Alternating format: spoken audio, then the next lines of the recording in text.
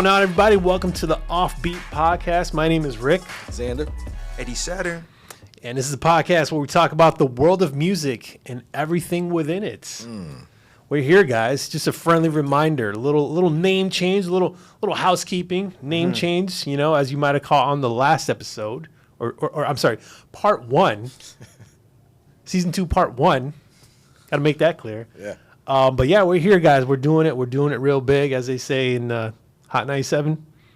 Doing it real big. Doing it real big. Yeah. Drop a bomb on it. Yeah, flex. Oh, yes. Sorry. I was, yes. Thank you. Yeah, the Got dropping you, the bomb. got you. Thank you, Eddie. You're my guy. You're my guy. Now, but thank you guys so much for joining us on this pod. We got a couple topics we want to hit here. If you listen to the last podcast, we definitely took a little bit of a deep dive. We talked about Eddie and his Tiny Desk concert submission. If you haven't checked that out, feel free to make sure you check that out. We'll make sure to link it in the comments, or excuse me, in the description. I've been saying comments. We'll link it in the description. It's also on my website, eddiesaturn.com. There it is, guys. eddiesaturn.com. Yes, sir. We also talked about Drake, a little bit of a hot take there. So, yeah, be sure to check out that episode if you haven't already. But on this podcast, we wanted to talk about the world around music, as it were, pop culture, as we like to do around here. So if you haven't already, we're going to try our best to have a slightly spoiler-free conversation about Batman. But if you haven't checked out The Batman, highly recommend it. Eddie, what did you think about Twilight's own Robert Pattinson as is it Pattinson or Patterson? I think It's Pattinson. Okay, thank you. That's right. He is British. Yeah, Yeah, the vampire became the bat. bro, That's too poetic. it is. It's good. It's almost like they planned it. Right? Yeah. Oh, God. No, go on. Too Go much. on. No. Did you vomit a little I bit? just went back to when I don't want to say forced, but I was brought upon to see the Twilight movie. I knew you were going to say that. I Oh, was in no. Puerto Rico, R. Thank you. And I was dating somebody at that time and went to. I was like, yeah, sure, let's go see Twilight. Oh, no. And man, it was just I couldn't wait till that movie finished. I mean, it was very big. I don't know if you guys liked the movie. I'm sure. But yeah, anyways. Do you remember which one it was? It was the first one. Oh, okay, because I'd never seen the first one. I seen like the last one, and that one is beyond corny. Like they use a They're all CGI terrible. baby. They're all- Just use a real baby. Anyway, It was an awful. Crazy. But anyways, So Robert Pattinson. Yeah, I can't. My fake British is terrible. I'm not even gonna try it, guys. Don't worry, just leave it to me. I'll do this. People are gonna think that I'm from Sheffield, England, where I was born, actually. That's pretty good. Got a real Stormzy vibe from that, Man, it's not hot. bro. All right, full stop, because I kind of want to talk about that. So let's reel it in. So all right, Robert Pattinson in The Batman, directed by, I want to say, Pete. I'm gonna get it wrong. It's Pete something. You guys know who it is. Look it up. Yeah. I'm looking as so- we talk. I tried my best to. So the only trailer that I watched was like the reveal trailer, like the initial one, and then I'm like, bet I'm in. I don't want to see anything else because I wanted to go in like fresh.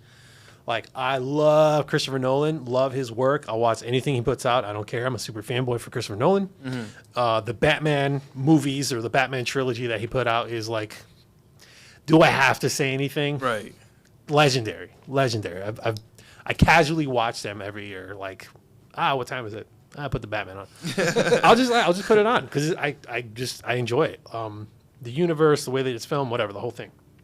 So, was the world ready for another gritty, realistic Batman? Matt Reeves, Batman, by the way. Thank you very much, Matt Reeves. Thank you very much. So when we talk about the DCEU and the, what they call him, Batfleck, the Ben Affleck Batman. Yeah, I like that Batfleck. Batfleck, I'm pretty sure that's what they call him. Why does he always get cool names? Like, remember, was it Bennifer? Yes, with J-Lo. Yeah. And didn't he date another Jennifer too? Jennifer Aniston? Probably. Or Garner. No, yeah, that's right. It wasn't Jennifer Aniston. That's Brad Pitt. If he got Aniston too, man. Too much Too much. power. Too much power. Anyway, sorry, man. So Ben Affleck as Batman, respectable. I just have no love for that universe. I just don't. I'm sorry. I'm an MCU guy. Whatever, but it's fine. Like I respect it. I respect what they're doing out there. Respect the fact that they're trying to build a universe, and they've got a lot of stuff coming out this year, including. Well, it's not. See, this is the thing. This is be a fun thing to unpack, Eddie. You've got the DC Extended Universe, the DCEU, which is like, The Flash and Aquaman and Wonder Woman and Batman and Shazam. Superman and Shazam. And then you have movies like The Joker with Joaquin Phoenix, which is like, well, it's a DC character, but it is not part of their extended universe. It's just like a standalone movie. Mm-hmm. But then people who aren't giant nerds like you and I don't understand the distinction between like, well, why isn't the Joker in the Justice League movies or something like that? And it's just not the same. Like the movie The Joker was incredible. It was like super dark. The whole thing, the way that it was filmed, amazing, incredible, tragic. But then you got Robert Pattinson. Thank you. And I absolutely love this movie, dude. It was so badass. Yeah. Oh my god, like just the slow walk, the shadows, like you just oh man. I just really enjoyed it, man. I'm geeking out a little bit. What do you think? I thought it was really good. I had a good conversation with Jake, with Donnie Darkpot this morning. He saw it also. He didn't like it, just to start off there. Okay. Which is, he brought up some good points. It wasn't a ridiculous rating he gave it, nor a ridiculous criticism of it. So I was like, okay, fine. But I still think that it deserves some praise. I think you can only compare it to Nolan's Batman because of the dark and grittiness. Yeah.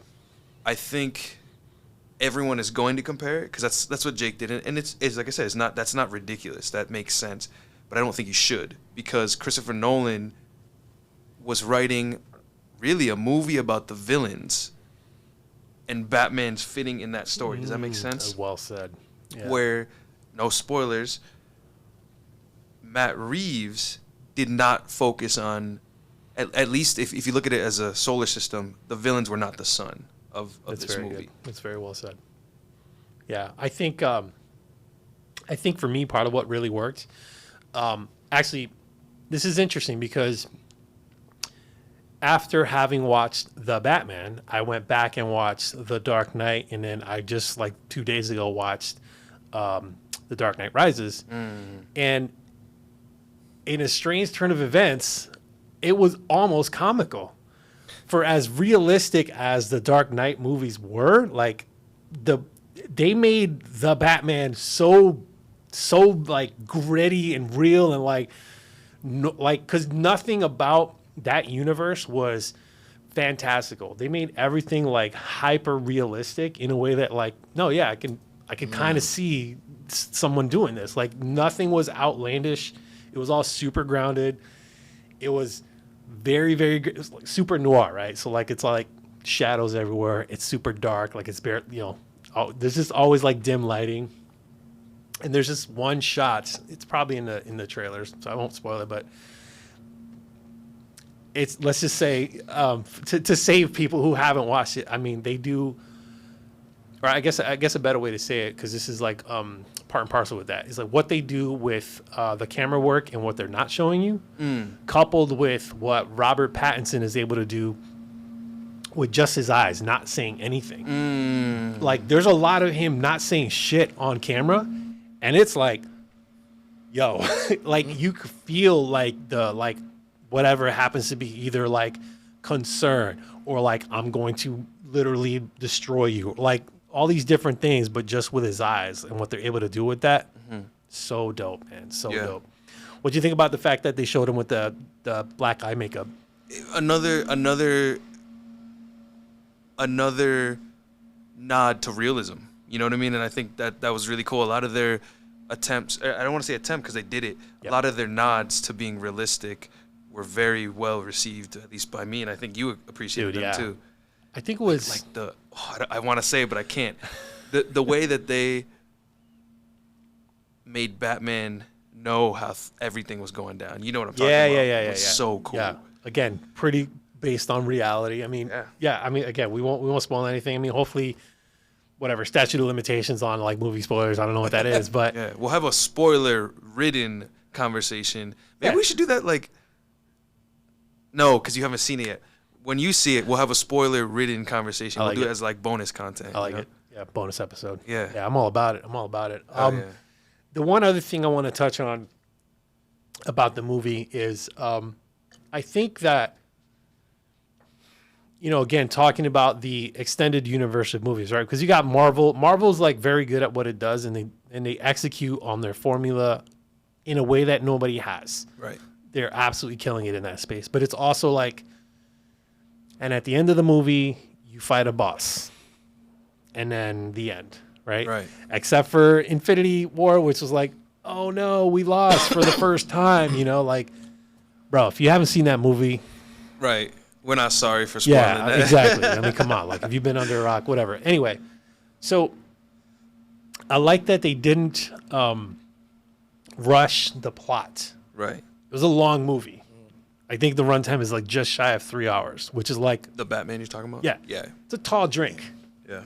But like I'm ready for it. I'm like, I'm here. I want to be in this universe. I want to know what this story is and how it's evolving and how they're telling the story. And I feel like, sure, could it have been shorter? Sure, why not? But like, as a guy who wanted to be in that universe, I'm like, bro, I'm ready for whatever the sequel is going to be. I don't know if they're going to make a sequel, but I imagine with the amount of money they made on this one, they're definitely going to make a sequel. Yeah. It's just printing money, basically. Any other thoughts that you want to share about the Batman? God, shout out to what are her parents' names? Lenny Kravitz and Lisa Bonet. Is it Zoe Kravitz? Is her name, but I was saying, like, shout out to her parents. Like, they made a good-looking daughter. Congratulations on having sex. Congrats on you guys. Way to go, guys. Yeah, no, she did a great job as she was very Selena good. Kyle. Yeah, all jokes aside, she was very good. Yeah. Okay, so this might be easy to answer. This is a good bait, good clickbait. Michelle Pfeiffer. Halle Berry. That's right. She did play Catwoman. She did the equivalent of Joker. Yes. You know what I mean? Like, it was a standalone. Yeah. Wow. Unfortunately, trash. Unfortunately, trash. I'm sorry. Like, but not the suit. Not the suit. No. Yeah, I'll give it to you. Okay. All right. So, Michelle Pfeiffer as the OG Catwoman. Then you got Halle Berry. I believe that was number 2. Yep. And then I'm drawing a blank right now, but she's a famous actress. Help me out if you have it. The Selena Kyle from The Dark Knight Rises. Very famous actress. No, you deleted it from my mind. Don't tell me. From Princess Diaries. Anne Hathaway. Woo! Anne Hathaway. Thank you very much. Gotcha. Okay. Michelle Pfeiffer, Halle Berry, Anne Hathaway, and Zoe Kravitz. Not a ranking of who did it better. Who's hottest? I love this. Who's hottest? Michelle Pfeiffer, Halle Berry, Anne Hathaway. Okay, who's hottest specifically as Catwoman? All right, let's reel it in a little bit. It's too easy. Easy. All right. The only competition to Zoe Kravitz is Halle Berry, and Zoe Kravitz is very attractive. Okay. I love my girlfriend, full stop. Even she said she was attractive, so it's like game, respect, game. Exactly. I mean, any thoughts? Who would you choose from the names? I gotta see more of Zoe Kravitz. I think I've seen her. Allow me to pull up a picture. We both did it. Yeah, let me help you out. I'm pretty sure I've seen enough of, but I gotta see. She's just got like this like stoic face that just does it for me. Even when she smiles. Okay, yeah, that's not working out real well. Let's get a cut to a picture of the completely wrong people. Never mind. Here we go. That's a decent picture.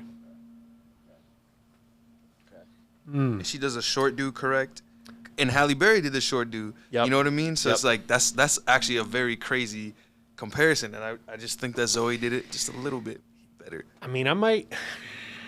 Okay, so in order for me, I would probably go. See, I might go Michelle Pfeiffer on this. They're all attractive, all beautiful women. They're all beautiful. Yeah. No disrespect to either one, but like, who did the Catwoman vibe You right. thing better? You right. I might go her. And then second, because they're all hot. Yeah. So let's to reel it in a little bit, to make it a little bit more fair, I guess, because it's really just a matter of preference at some point, right? So, do you like long hair or short hair? Do you like tan women or white women? Like, what's your preference? But yeah, I probably go like, so in order of like who did the Catwoman thing better. I really like how Michelle Pfeiffer played it, because she definitely like leaned really hard into the cat thing, and then like after that, Halle Berry, man, they did her dirty. I feel like they just went a little bit too crazy with the whole Catwoman thing. The CGI was terrible. CGI was horrible. He just disrespected her in that movie. Yeah. No, but the thing with Michelle Pfeiffer that I think she owned that role were her sexuality while being Catwoman. Yeah. She was very seductive. The way she walked, the way she talked, everything she did was, this lady's definitely the feline thing. Like she really leaned into that, and it was perfect. Yeah. And didn't she have almost like split personality? Wasn't she, when she was just Selena Kyle, she was very like, like, and there's something about that that's kind of like attractive, like, Little meekness maybe. Yeah, behind closed doors, and Right. boom, or vice versa, like. It's so crazy because like that, I mean, this is like we're getting into semantics, but like that universe of Batman is more like, the Tim Burton fantastical, like over the top, right? So they're really leaning into like the like craziness or like exaggeratedness of their characters. Those tropes, those character tropes. Like the Penguin, how insane he looks in like Batman Returns versus how he looked in The Batman, right? Way more. By the way, oh my God, Colin Farrell as the Penguin, crazy dude. Like I don't know. I'm guessing it's prosthetic work that they did on him, but he looks unrecognizable. Even his voice was different. Until I looked it. Unbelievable. Yeah. So like, shout out to him for doing that, man. I mean, anybody that can do that and pull it off, so hard. But then we talked about this last time. Was like Jamie Foxx's Ray Charles. His face, I don't know what he did to his face, but I don't know how he got it to look so damn similar. Yeah. It really looked like him. Yeah. Like it was scary. Yeah. But all right, so my personal rating would probably be Michelle Pfeiffer. I might go Anne Hathaway, Zoe Kravitz, and then Halle Berry fourth. That's fair. Yeah. That's fair. In terms of portrayal of role, Right. Catwoman. Right. Plus looks. I like that. Yeah, That's fair. it's a little balanced diet. Right. What about you? I know you haven't seen Zoe perform yet, but just off top, because at least 3 out of 4 of those. Yeah, performance-wise, definitely Michelle. And then I think it's a gap. Because Halle Berry, I didn't really like the role she played for Catwoman. Of course. She looked incredible, but the role she did not own it, in my opinion. That counts as points, though. Like, I would say 100 points to looking in the suit, 100 points to the performance, and what else can we give it? Like, 100 points to, like, the sexuality. Like, what's his performance? Performance, looks. You know what I mean? Yeah, I think looks 100, performance 0. It was that bad. I did not believe her as a Catwoman. She looked good, and she was supposed to be that, but I didn't believe it. And I think it sucks because, again, Pfeiffer did a great job. So I think you have to, in a way, it's like you have. This is a good point, actually. Yeah. So I have Michelle Pfeiffer, then Hathaway, because I haven't seen Kravitz yet. Then Halle's last. Automatic last. But not because, and when it comes to looks, Halle's first. Hathaway's, not Halle first, Kravitz second, Pfeiffer second, third, Hathaway fourth. Okay. Respectable. Very good answer. And there you have it. That's our hot take on who played Catwoman, who was better looking as Catwoman, Yes. and who played Catwoman best. So Yeah. I dig that. So let's go ahead and switch gears. Yep.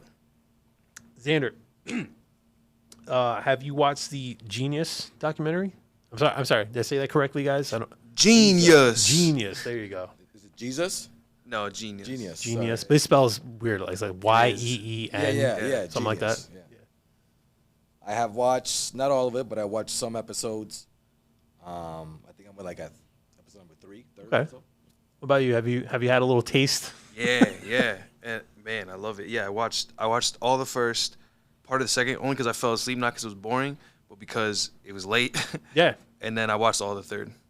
All right. And what's like any hot takes? Any like things that you were like, this is actually amazing? Like, I'm just curious because I haven't watched it, full disclosure, but Oh, right. I was curious about what you guys thought about maybe the production quality and also like were there gems that we hadn't seen before, of Kanye and kind of like.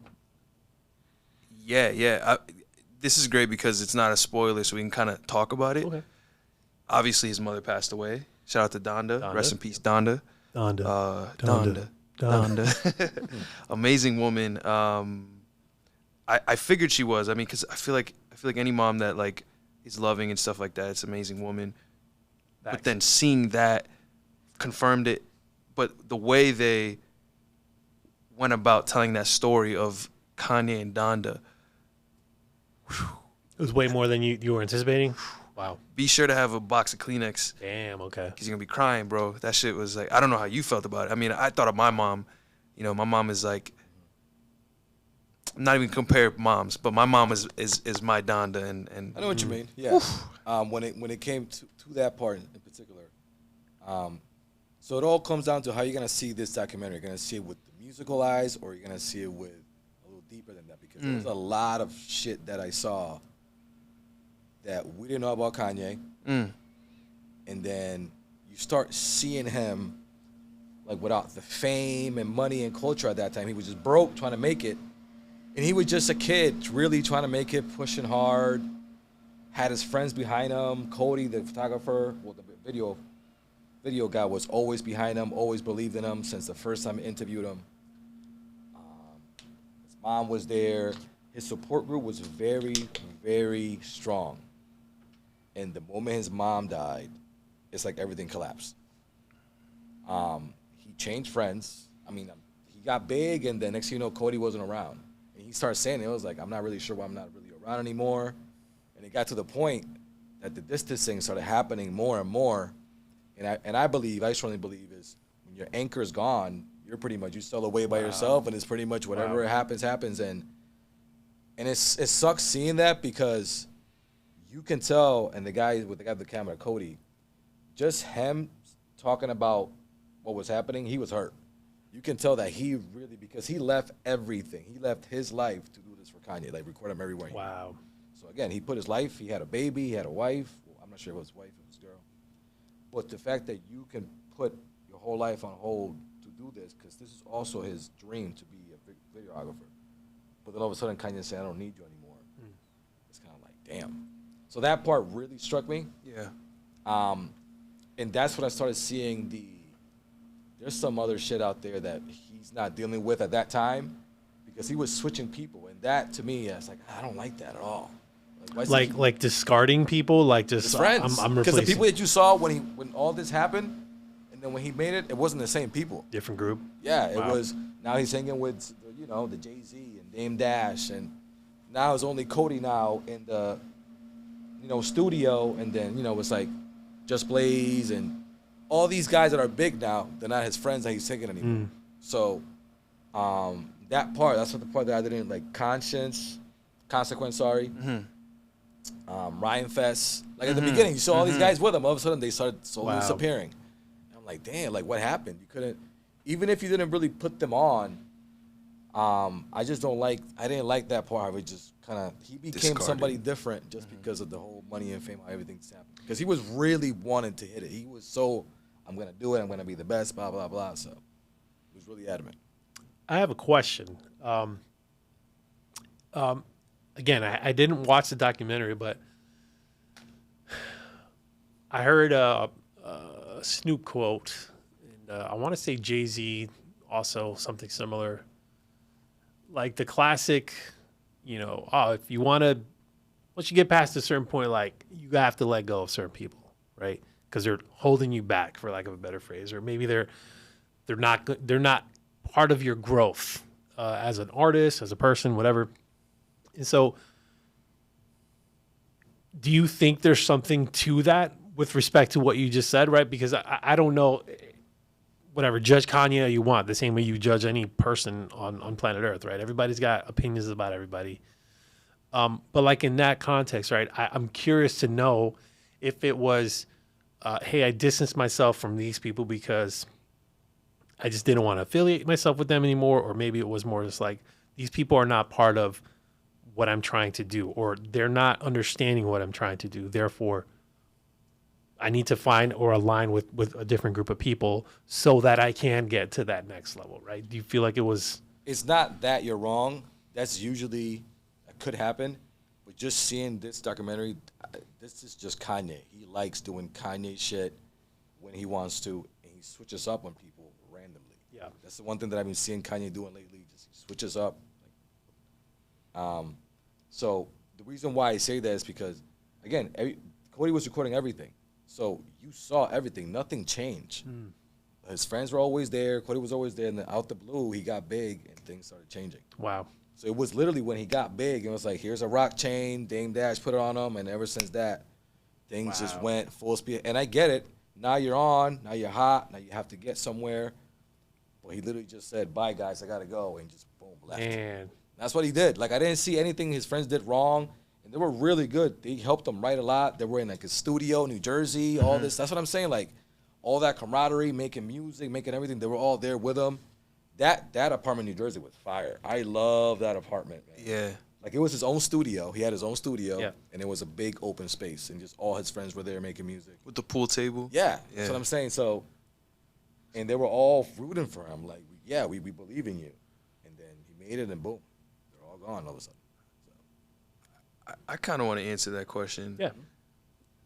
I think I'm not a fan of absolutes. I mean, granted, some people are going to decide absolutes are like you're going to have to decide, one thing or another. Cool. I think that advice from Jay-Z probably worked for him. But I think overall, in life, you got to go back and forth. And it may not seem like progress going, I'm going to use an analogy of a bridge, because burning bridge, you're going to have to go back on that bridge. And it may not seem like progress, but it is, even though it's going back.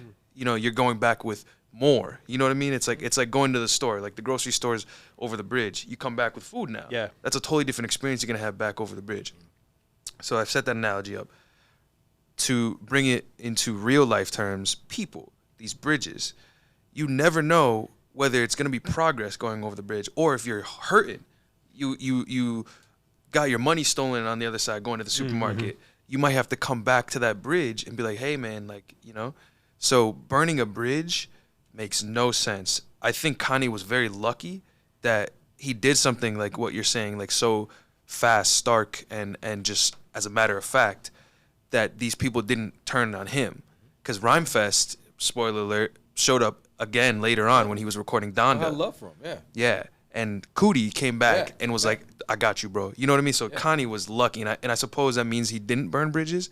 So I guess to tie this all together, be careful with taking Jay-Z's advice. Do not burn bridges. If you need to move forward and let some people out of your life, little by little, it's up to them what they're going to do. You're not going to be able to control it. There's just nothing you can do about it. If you really feel like you need to let go of that person, it's up to them to decide to let you back or not. But just don't burn the bridges. And I will agree with Jay-Z when it comes to negativity. Obviously, if you got someone who's holding you back, that's negative. Let go of that person. That's extra baggage on the airplane that, That's super interesting, man. Two things I want to call out. I watched a separate documentary on YouTube. I'll try to link it in the description. I forget the name of the channel, but it was kind of a making of the Donda album. And it's interesting that you described the apartment where the studio was. Was it like a larger space?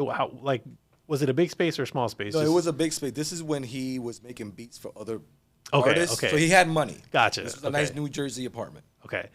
So going from that to then like what he was doing on Donda, which was like renting out the entire like a stadium, but then it was like literally a jail cell where he's like his bed is on the floor. Like they were talking about like he'd make people wear like this was actually fascinating. Some of the points that some of the other artists talked about was how he was like, oh, you got to wear like the Donda outfit. You know, here's a shirt, whatever the merch. So like, check your ego at the door. Talking about Bible studies, like stop whatever you're doing. Like you get everybody in the building and do a Bible study. Like just really, whatever Kanye stuff. Right. The point I'm trying to make is just like the giant gap between where he started there, you know, during those production days to where he is now, where it's like some crazy stuff. John Mayer heard him say something regarding Kanye West. And he said, this was on an interview he did a couple years ago, where he said something like, I'm paraphrasing, but as an artist, he says that Kanye is, I'm trying to paraphrase this so it makes sense. It's like, as an artist, to get what you want and what you have is hard, right? You have an idea and you want to execute on that idea. And so you have to work to execute on that idea. And what he was describing was like Kanye's a person who's like very, very close to idea and execution. Like he can execute what he's thinking better than anybody that he knows. He was articulating something like that. And he kind of shouted out some other folks like he mentioned Chance the Rapper. Justin Bieber was another person that he name dropped. Just like, I have a thing that I want to do. Boom, here it is. Me doing the exact thing that I was thinking in my mind. You know, so like the vision that Kanye has to be able to do some of the crazy stuff that he does, whether it's music or fashion or a video, like the videos he does are insane. Yeah. Whatever. But they work, you know? Yeah. So I know that's like tangentially related to the Genius podcast, but still interesting take to like watch somebody's journey as an artist develop and evolve. Do you have any other comments on the documentary? No. So curious, because this kind of ties into the last episode we were talking about Drake.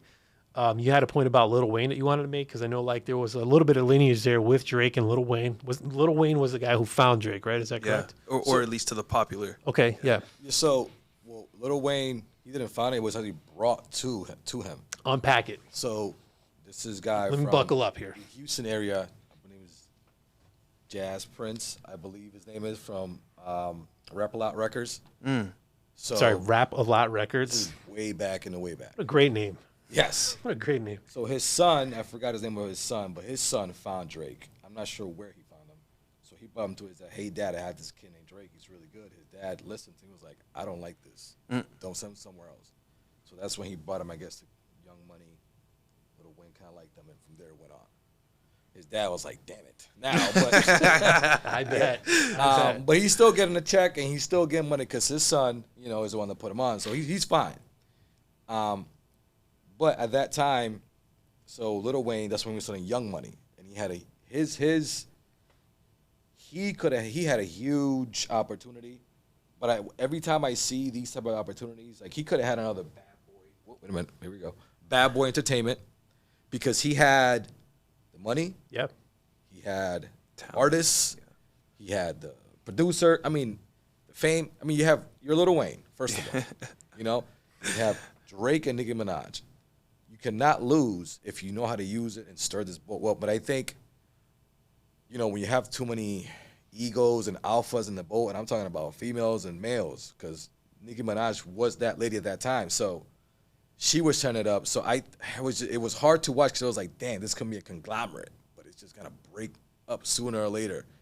And how it happened, it sucked, because it's always about money. It always seems to be about money, and that's what sucks about it. It's never really about the actual music of it, but the business always get in the way. And I remember Lil Wayne was a huge part of me. A quick little story. Yeah. Shout out to Arturo, my friend Arturo. Way back in the day, he had a Geo Prism 93, burgundy, with a bike rack in the back. He never had a bike. But it was for his brother, because he used to go to the bike park and he used to just use his bike, do a lot of jumps. His brother was huge into jumps, younger brother Javier. So we used to pick him up at the bike park when he was done. So his parents were like, Arturo, go pick up Javier. So I used to go with him when he used to be there. So Arturo will put the windows down, all the way down. And at that time, the Backstreet Boys was a big thing. And he used to crank Backstreet. I don't know if you're listening. Thank you so much, dude. Thank you so much. Cranking and singing it. And he knows. I'm just like, oh, man. Because, again, I'm like embarrassed. I'm like in the chair. But he's out loving it. For what it's worth, I would have absolutely been singing along with that. Of course. For the record. Everybody would. Yeah. Right? Everybody. So anyways, we're riding along. The reason why I get to this is because when he found out about the Hot Boys, I explained to him what the Hot Boys were, and he listened to him, and he was like, "You like this?"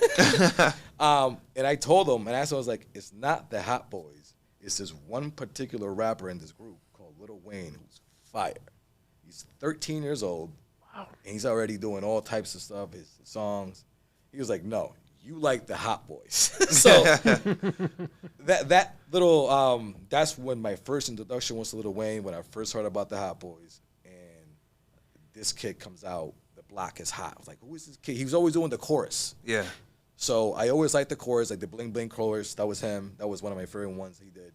And ever since then, I wanted to know more about Lil Wayne. And then he came out with the Fireman, and after that, he blew up. But it was never about the Hot Boys. It was always about Lil Wayne from the Hot Boys that I really, really liked from that era. Wow. It's awesome. Man. Yeah, story done. To pull a little bit more from you, a little bit more, because I know you had an anecdote that I think you might have been like, yo, I'm going to save this for the cast. At the gym, we were talking about Lil Wayne, because that's what sparked your want to talk about Lil Wayne, because you were like, we talk about Kanye a lot. Let's talk about another great. Mm-hmm. Do you remember what that story was? It was like, I don't know if you were saying, I don't know if I'm faking this memory. Machine Gun Kelly maybe said something about him? No. There was somebody new age that was talking about Lil Wayne. Oh, I'm sorry. Yes, there was a rapper. He's a new rapper from L.A. named Lil Russell. There you go. Who Lil Wayne was like one of his favorite rappers. I forgot the line he said, and it made a lot of sense. He said, the fireman had been standing too long in the rain. Somebody needs to check on him. Because Lil Wayne is looking bad. He's looked better for sure. No doubt, man. And yeah, it just that line. It's not verbatim, but it's something like that. And it is true. Sometimes our favorite rappers, it just kind of literally they're just dismembering in front of you, and it's sad. Because he was a great rapper. He still is in my eyes, but you can tell when he's not in his prime anymore, in my opinion. Oh yeah, he's definitely not. Yeah, dude, I mean, even just like I anecdotally, like I watch Undisputed with Skip and Shannon Sharp, and he's a friend of the show. And just listening to him talk, like from I don't know all the years that he's been drinking lean, I guess. Like I don't know what that does to your voice or something, but like he definitely. I don't know. Like I think that's a great point to make. Like I mean. During the last podcast, episode 5, like, mental health check-in, right? And I don't think, He don't got people asking him. To be fair, like, damn, as soon as I said the word mental health and checking in on people, I immediately, for some reason, thought about, like, all of the vets in the U.S. and across the world, but specifically in the U.S., who, like, really don't get the love and the attention that they deserve. It's just a damn shame, like... I don't know enough about it, but I know like 22 Kill is like an organization or hashtag or whatever, or like an awareness program of like, every 22 minutes, like somebody from the military commits suicide. Unfortunately, it's tragic. It's absolutely tragic. So mental health, checking in on people. I guess to tie it all together, maybe we could all collectively do a better job about checking in on our friends. Yeah, and strangers, man. It's not hard. Facts. Like. I get it. There's a fuel tank for your energy and your attention. I get it.